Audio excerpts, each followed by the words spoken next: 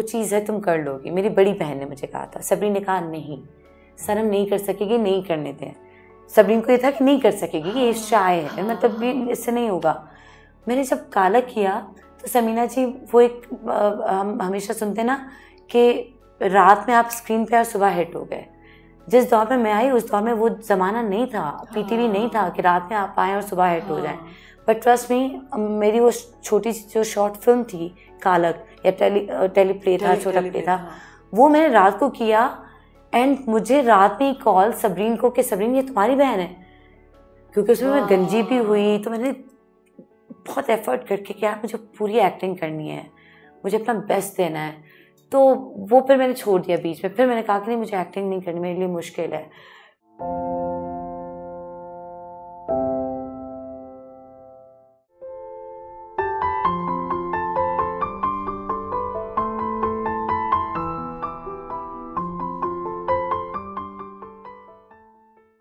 फिर मैं हुमायूं सईद, ऐसा नहीं कि मैं हुमायूं सईद को देखने, मैं बहुत छोटी थी, बच्ची थी तो देखने जाती थी, बट ऑब्वियसली वहाँ पे हुमायूं सईद होते थे, वहाँ पे अदनान सिद्दीकी होते थे, वहाँ पे आयशा खान और सबरीन ड्रामा कर रही थी। तो मैं वहाँ पे सेट पे जाती थी देखने के, यार मैं जाऊँ ज़रा मिलूँ।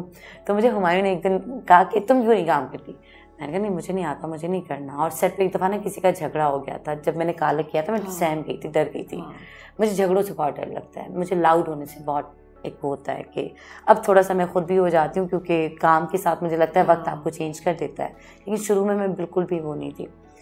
तो फिर मुझे हुमायूं ने कहा, तो हुमायूं ने वाकई फिर महरीन जब्बार का मुझे ड्रामा पहला ऑफर हुआ, दौराहा, उमेरा अहमद ने लिखा और उसमें हुमायूं, सोनिया उसमें थी।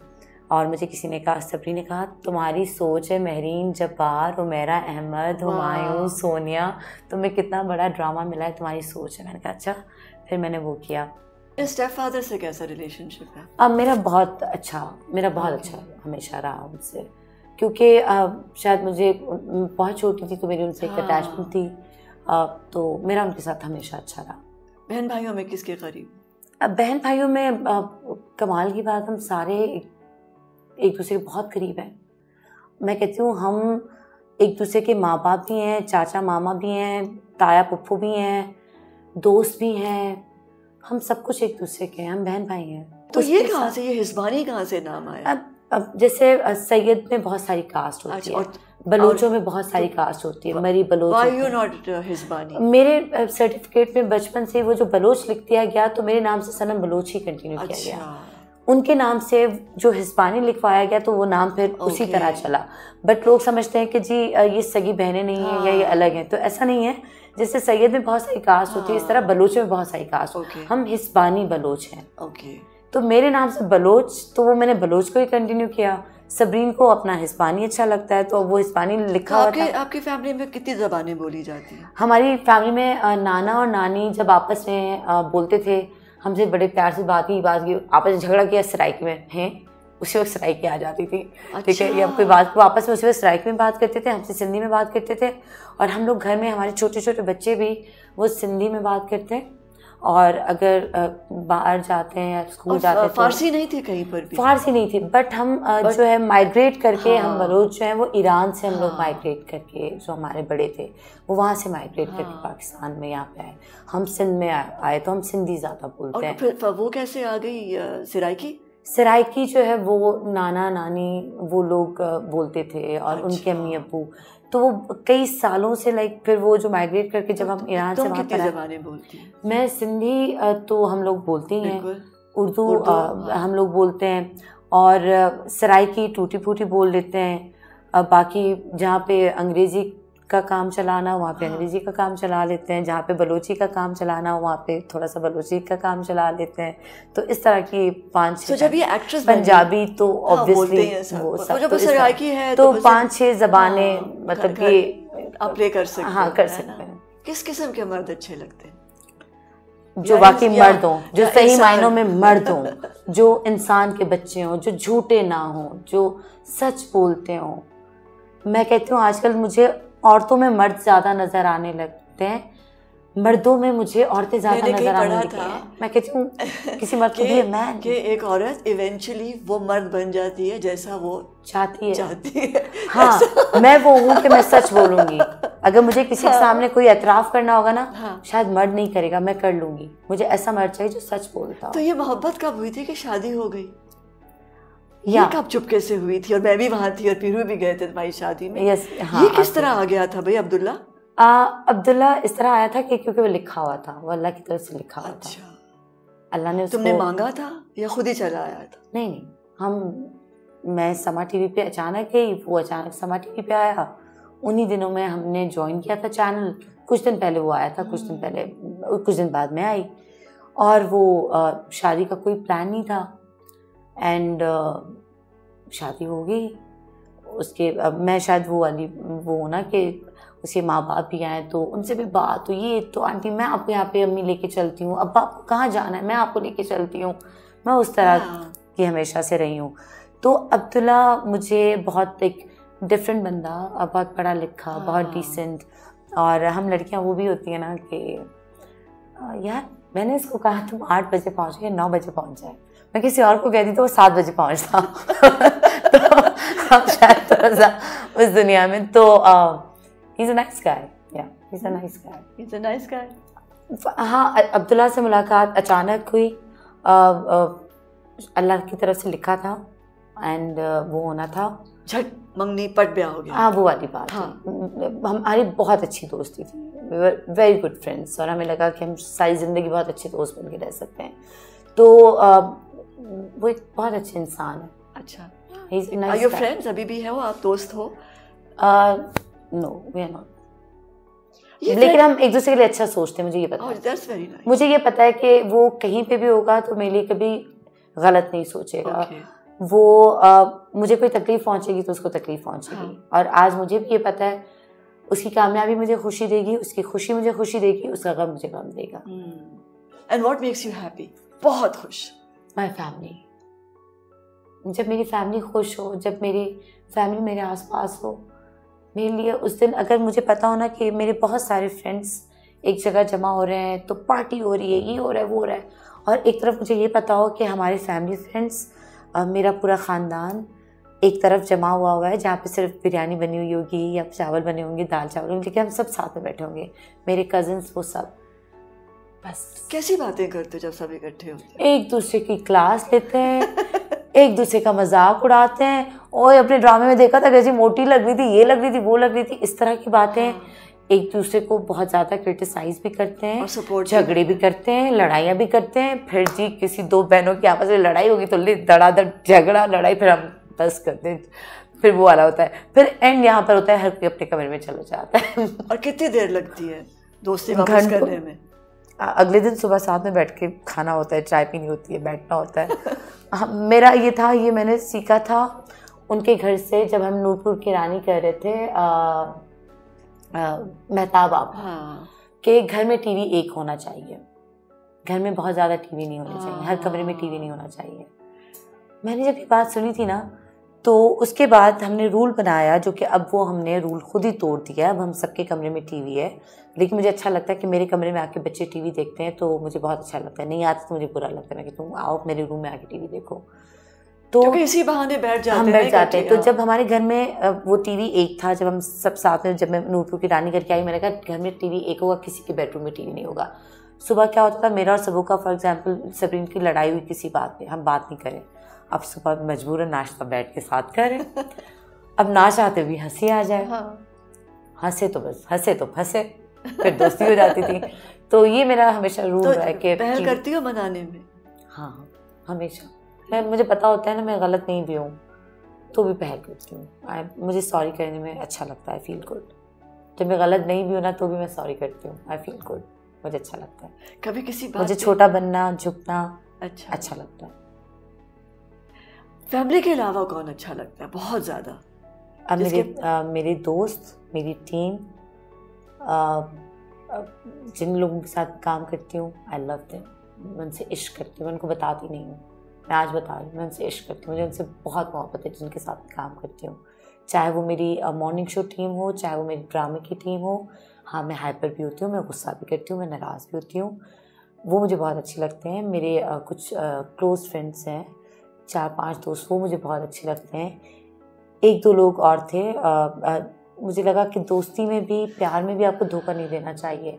जब मुझे धोखा देते हैं ना, तो उन्होंने मुझे बहुत हर्ट किया, तो मैं फिर हर्ट भी हुई। बट मेरे बहुत कम दोस्त हैं, बट बहुत अच्छे दोस्त हैं, मुझे उनके साथ अच्छा लगता है।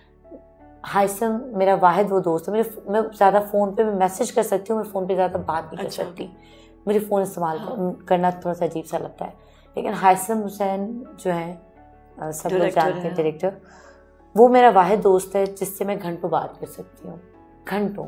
और मैं उस पर घंटों बात किसी भी शो में बात कर सकती हूँ। मौत से मुझे बहुत डर लगता था, क्योंकि मुझे तन्हाई से बहुत डर लगता है। मैं अकेले नहीं रह सकती, मैं तन्हाई में नहीं रह सकती। कहाँ खड़ी यार, अब मुझे लगता है कुछ और प्लान कर रही हो। मैं मुतमईन हूँ, और मैं कहती हूँ अल्लाह ताला प्लीज़ प्लीज़ प्लीज़, अल्लाह ताला से मेरी एक दुआ होती है कि मुझे कभी किसी बात का रिग्रेट ना हो लाइफ में। मैंने जो भी लाइफ में किया, चाहे मैंने अच्छे काम, बुरे काम, अच्छे कामों का तो ऑब्वियसली रिग्रेट नहीं होगा। अगर मैंने कभी कोई ज़िंदगी में गलती की, या मैंने कभी कोई ज़िंदगी में गलत फ़ैसला किया, या मैंने कभी कुछ ऐसा किया, बस अल्लाह मियां मुझे कभी रिग्रेट ना देना। अपने नाम से क्या करोगी? मुझे अभी लगता है कि यार, इतनी मोहब्बत मिली एग्जैक्टली, मुझे लगता है मैं शर्मिंदा हूँ अल्लाह ताला के सामने कि मैं कुछ नहीं कर पा रही। मैं लोगों के सामने शर्मिंदा हूँ। मैं बहुत कुछ कर सकती हूँ इस वक्त। अल्लाह ने मुझे वो मुकाम दिया है। हाँ, इस वक्त मुझे वो मुकाम दिया है कि मैं बहुत कुछ कर सकती हूँ, जो कि मैं अभी नहीं कर रही, बट मुझे करना है, वरना मैं अल्लाह ताला को मुंह नहीं दिखा सकती। तो अपने शो के थ्रू तुम कितना कुछ कर सकती? उसके थ्रू मैं कर रही हूँ। अच्छा, उसके थ्रू मैं कर रही हूँ, लेकिन मुझे लगता है वो कम है। मुझे बहुत, जितनी एनर्जी है आपके पास, एज है आपके पास, टाइम है, मुझे अपने लोगों के लिए कुछ करना है। मुझे जो जहाँ से मैं ताल्लुक़ रखती हूँ, जहाँ से मैं सिंध से ताल्लुक़ रखती हूँ, चाहे मैं पैदा हुई, चाहे वो थर हो, चाहे वो पंजाब हो, चाहे वो बच्चे हो। क्यों रह गया वो इलाका? किसी ने कुछ किया ही नहीं उसके लिए। मुझे बहुत दुख होता है सिंध में। आप जाके देखे तो सही। मैं दुनिया में बहुत जगहों पे घूमी हूँ, लेकिन अभी भी आप मुझे ऑप्शन देंगी, मैं कहूँगी मैं थर जाना चाहूँगी। आप वहाँ के लोगों से मिले, सादा लोग, प्यार करने वाले। आप इंटीरियर में जाएं तो सही, किसी भी इलाके में। मुझे शर्मिंदगी होती है। मैंने कभी मांगी नहीं, मैंने कभी शोहरत को चखा ही नहीं। मैं अम्मी को कहती हूँ कि उस तरह नहीं चखा कि मुझे नहीं पता। मुझे कोई आके कहते ना आपके साथ तस्वीर खिंचवानी है, आपके साथ ऑटोग्राफ चाहिए आपका, आप मेरी अम्मी को अभी भी कॉल करके पूछ लें। मैंने एक दिन अम्मी को कहा था, मैंने कहा अम्मी, मैं ना सिर्फ एक दफ़ा ना ये चीज़ फील करना चाहती हूँ कि मैं सनम बलूच हूँ, मैं कुछ हूँ। तो अम्मी ने मुझे बहुत प्यार किया इस बात पे। मैंने कहा मुझे लगता है, मुझे समझ नहीं आता कि लोग, मैंने ऐसा क्या किया है कि लोग मेरे साथ तस्वीर खिंचवाते हैं। मैंने ऐसा क्या किया है कि लोग मुझे प्यार करते हैं। चलो कोई अलग बात, तो मैं एक सेकंड के लिए, और एक ये फीलिंग, और जो कि गुरूर, अल्लाह ना करे, अल्लाह ना करे, अल्लाह ना करे कि मैं कभी उस फीलिंग को चखूँ। लेकिन मैंने वो एक फरमाइश की थी, मुझे ये 2 फरमाइशें याद है अपनी माँ से। मुझे था कि एक गुरूर कि नहीं मैं कुछ हूँ, मतलब वही शोहरत की मैं कुछ हूँ। मैंने उस चीज़ को कभी चखा ही नहीं। मुझे आज तक नहीं पता कि उसका जायका क्या है शोहरत का, और फेलियर क्या है उसका। मुझे डर नहीं है, मुझे डर नहीं है, और इसलिए वो मेरे लिए एग्जिस्ट ही नहीं करता। आप गिरते हैं, उठते हैं। बचपन में कितनी दफ़ा हम गिरते हैं, फिर उठते हैं। इसी तरह तो हम चलना सीखते हैं। हमें खुद नहीं खाना आता, हमें माँ बाप खाना खिलाते हैं अपने हाथ से, फिर हम खुद खाते हैं। फेल होंगे, गिरेंगे तो ही आगे बढ़ेंगे, तो ही उठेंगे, तो ही दौड़ेंगे। पहले हम क्रॉलिंग करते हैं, फिर खड़ा होना सीखते हैं, फिर चलना सीखते हैं, फिर भागना सीखते हैं। तो ये एक स्टार्ट है। फेल होना तो आपके लिए एक स्टार्ट है ज़िंदगी का, लाइफ का। और ज़िंदगी क्या है? ज़िंदगी खूबसूरत है, लेकिन अब मैं कहती हूँ कि ज़िंदगी आपकी है। ज़िंदगी आपको जीनी चाहिए अपनी मर्ज़ी से, जिस तरह आप जीना चाहते हो। मैंने गलती ये की कि मैंने अपनी ज़िंदगी को, जिसमें मुझे ये भी है, हाँ, मैं अपनी ज़िंदगी अभी भी मैं चाहूँगी कि मैं लोगों के नाम कर दूँ। बट लोग मुझे कहें कि इतने बजे उठो, इतने बजे सो, ये खाओ, ये पियो, ये बोलो, ये ना बोलो, ये पहनो, ये ना पहनो, ऐसी लगो, ऐसी ना लगो, बाल ये बनाओ, बाल वो ना बनाओ। नो, वो मेरी चॉइस होनी चाहिए। दैट्स, अल्लाह ने ज़िंदगी मुझे दी है, वो मेरा तोहफा है लाइफ का, उसको जीने का हक अल्लाह ने मुझे दिया है। लेकिन मैंने नोटिस किया है कि हमारे पास, हमारी सोसाइटी में लड़कियों की लाइफ को जीने का हक मर्दों को दिया गया है, चाहे वो आपका बॉयफ्रेंड हो, चाहे वो आपका दोस्त हो, चाहे वो आपका बाप हो, चाहे वो आपका भाई हो, चाहे वो आपका मियाँ हो, वो आपकी लाइफ को जीते हैं। मैं कहती हूँ क्यों? पहले मैं नहीं समझती थी, अब मैंने समझा कि नहीं, ज़िंदगी आपकी है, अल्लाह ने आपको दी है ना, वरना अल्लाह ताला मुझे क्यों पैदा करता? भाई आप ही को सनम बना देता, आप ही जीते जैसे आप सनम को बनाना चाहते हैं, आप ही फिर समीना, फिर आप ही बन जाते, समीना पीसा तो फिर अल्लाह ताला आपको बना देते। कोई किसी की लाइफ को जी नहीं सकता, उसको अपनी लाइफ खुद जीनी चाहिए। मेरे लिए लाइफ वो है जो मेरा तोहफा है, जो अल्लाह ने मुझे दिया, मुझे संभाल के रखना है तोहफा। आप मुझे कोई गिफ्ट देंगी, मैं किसी और को नहीं हैंड ओवर कर दूँगी, क्या समीना जी ने गिफ्ट दिया प्लीज़ आप रख लें, क्यों? अल्लाह ने मुझे तोहफा दिया, वो मुझे रखना है, उसकी अमानत है, उसी को लौटानी है, उसी के पास जाना है। अपनी लाइफ की, अपनी गलतियों की, अपनी अच्छाइयों की आंसरेबल मैं हूँ, कोई और नहीं है। So, ओनरशिप लेना बहुत ज़रूरत है, अपनी लाइफ की ओनरशिप अपनी ज़िंदगी, हर लड़की को, है ना। इसका मतलब ये नहीं है कि आप बागी उस तरह बन जाएं जिसको मैं, शायद मैंने नहीं बोला, मे भी आपने वो, बट लाइफ को जिए, अच्छे से जिए, कोई रिग्रेट ना हो। मुझे पता है, मैं इस बात पे बहुत मुझे फ़ख्र है कि मेरे भाई शर्मिंदा नहीं होंगे कि हमने अपनी बहनों को इजाज़त दी, वो आउट ऑफ कंट्री गई, वो बाहर गई, अकेले ट्रैवलिंग करती हैं, बाहर जाती हैं, हर चीज़ के साथ है, लोगों से मिलती हैं, बट मेरे भाई कभी शर्मिंदा नहीं होंगे। और मैं कहती हूँ कि कभी अल्लाह ताला ऐसा दिन ना आए कि मेरा बाप या मेरे भाई बहन शर्मिंदा हो मुझसे कि सनम तुमने क्या किया। हाँ, मैं कोई छोटी मोटी गलती करती हूँ, मैं उनके सामने रोती हूँ, मैं उस गलती पे भी शर्मिंदा होती हूँ कि मैं इतनी छोटी गलती भी क्यों की कि मुझे उनके सामने शर्मिंदा होना पड़ा। आज मेरे फादर जो हमसे सालों बात नहीं करते थे, उन्होंने दोबारा हमसे बात नहीं की, मेरे चचा हमसे बात नहीं करते, हमारा ददियाल हमसे नाराज़ है क्योंकि हम मीडिया में काम करते हैं, तो मीडिया शायद अच्छा नहीं है। क्या रिएक्शन था when you became a star? मुझे लगता है दिल में वो हमारी इज्जत करते हैं, दिल से वो हमसे प्यार करते हैं, ऊपर से एक वो जो एक बस वो एक सोसाइटी का प्रेशर, सोसाइटी का प्रेशर है, एक वो हमने एक मास्क चढ़ा दिया ना, वो मास्क उतार नहीं पा रहे, वो इतना चिपक गया है, ज़बरदस्ती हमने चिपका दिया उसको बचपन से, तो अब उतारना ज़रा मुश्किल हो रहा है। बट मेरे फादर, अब हम गांव जाते हैं तो बड़े फ़ख्रिया लोगों को बुलाते हैं, हमें मिलवाते हैं कि मेरी बेटियाँ आई हैं, हम जाते हैं, हम चादर ओढ़ते हैं क्योंकि वहाँ का वो कल्चर है, वहाँ की मुझे वही पहनना है, हम चादर ओढ़ते हैं, हम लोगों से उस तरह मिलते हैं, हम शलवार कमीज़ पहन के जाते हैं। हम बाहर निकलेंगे तो ऐसे नहीं जाएंगे तो मैं बोलूँ दिस इज़ माई लाइफ, तो मैं जीन्स पहन के जाऊँगी, मुझे जीने का नहीं, ये रिस्पेक्ट है, ये रिस्पेक्ट है, ये देना ज़रूरी है अपने लोगों को, अपने गाँव को, अपने रिश्तेदारों को। तो मुझे पता है मुझे कब कहाँ क्या करना है। आई नो जब इंसान अक्लमंद होता है तो फिर इसी तरह बात करता है और इसी तरह जीता है। मौत क्या है? मौत से मुझे बहुत डर लगता था क्योंकि मुझे तन्हाई से बहुत डर लगता है। मैं अकेले नहीं रह सकती, मैं तन्हाई में नहीं रह सकती। मैं जब छोटी भी थी ना तो मेरी हमेशा से दुआ होती थी, जिन पुप्पो को मैंने देखा भी नहीं, मैंने दादी अपनी देखी भी नहीं, मेरी 2 दादियाँ थी, मैंने उनको नहीं देखा। मैं कहती थी अल्लाह मियां मुझे ना किसी पुराने दौर में ले जाओ। मेरी अभी भी एक ख्वाहिश है कि आई विश मैं बहुत 100 साल पहले पैदा होती, मैं इस दौर में नहीं पैदा होती। मुझे लगता है मैं इस दौर के लिए नहीं हूँ। लेकिन अब मैं कोशिश कर रही हूँ कि नहीं, मैं उस चीज़ को जहन से निकालूँ। मुझे लगता है कि मुझे ना अपने वो सारे रिश्तेदार चाहिए, मुझे मेरी दादियाँ चाहिए, मेरी नानियाँ चाहिए, मेरे दादा हो, मेरे रिश्तेदार, मेरी पुप्पो, सारे लोग चाहिए। तो मुझे तन्हाई से डर लगता था और मुझे लगता था जब मैं मर जाऊँगी, मैं कब्र में होंगी तो ऐसा हो कि कोई और भी मेरे साथ कब्र में, फिर मैं आराम से कब्र में मर जाने के लिए तैयार हूँ, मैं कब्र में जाने के लिए तैयार हूँ। बट 2014 में मेरे कज़न की डेथ हुई। 22 साल का था, उसका मर्डर हुआ। वो आर्मी में था और उससे पहले मुझे कब्रिस्तान से डर लगता था, मुझे रात को कब्रिस्तान से गुजरते हुए डर लगता था।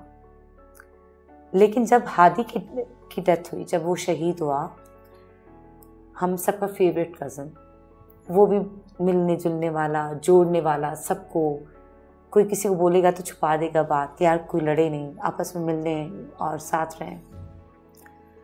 तो जब वो लेटा हुआ था, सामने था, मैं थ्रू आउट उसको देखती गई कि मैं उसकी शक्ल ज़िंदगी में कभी ना भूलूं। मैं हादी को सिर्फ देखती रही, उसका यहाँ पे तिल है, उसके आईब्रोज कैसी बनी हुई हैं, वो कैसा दिख रहा है। मेरा 22 साल का कज़न जिसकी मैं बड़ी बहन थी, वो ईद के 3rd डे आया 6 महीने बाद ट्रेनिंग करके, 6 महीने की ट्रेनिंग की, and he was so excited. और उसको ईद के 3रे दिन उसको घर पे बगैर बेगुनाह बिला वजह 3 भाइयों पे गोलियां चलाई गई, जो हमारे पास वही के घर में आके स्नैचिंग और बाहर जो होती है, और वो घर में घुस गए, बाइक पे थे। आज तक वो नहीं मिले, हमें नहीं पता उसको किसने मारा, किसने उसका मर्डर किया। तो जब मेरा भाई, जब उसकी डेथ हुई ना, जब मैंने उसकी बॉडी देखी, जब मुझे उससे डर नहीं लगा, तो कब्रिस्तान में तो सबके प्यारे हैं, तो मैं कब्र से क्यों डरती हूँ? फिर मैं उनके प्यारों से क्यों डरती हूँ? जब मैंने उसकी बॉडी देखी तो अब मैं किसी भी जनाजे में जा सकती हूँ। जब मेरा महबूब, मेरा भाई, मेरा बच्चा मेरे सामने, तो फिर मैं किसी और के महबूब से क्यों डरूं कि नहीं हमें जनाजे से डर लगता है, हम नहीं देख सकते। अब मैं देख सकती हूँ, मुझे भी मरना है, मुझे भी जाना है। मुझे लगता है अब जब मैं मरूंगी तो मैं अपनी नानी से मिलूंगी, मैं अपने नाना से मिलूंगी, मैं अपने दादा से मिलूंगी, मैं हादी से मिलूंगी, मैं उन सब से मिलूंगी। मुझे लगता था कि मैं अकेली होंगी, लेकिन अब मुझे लगता है कि if I die, I'll meet them. उनसे मिलूंगी। I don't know, अल्लाह ताला मिलेंगे नहीं मिलेंगे मुझे नहीं पता, बट मेरे रिश्तेदार मुझसे, I miss my नानी अम्मा, I miss my नाना। मुझे खोने से डर लगता है, चाहे वो मेरे रिश्तेदार हो, चाहे वो माय फादर, अल्लाह उनको मुझसे लंबी जिंदगी दे। वो बीमार होते हम डर जाते हैं। अम्मी के लिए दुआ करती हूँ, मैं भाई बहनों के लिए दुआ करती हूँ।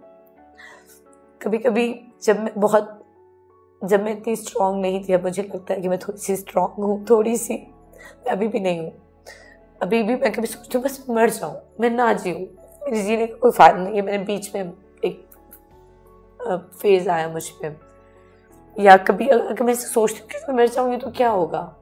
हादी भी तो चला गया ना, फूफू भी तो चली गई ना, नानी भी तो चली गई ना, नाना भी तो चले गए, मेरे जाने से क्या होगा। बट मुझे ये पता है कि आपके मरने के बाद पीछे बहुत सारे लोग मर जाते हैं।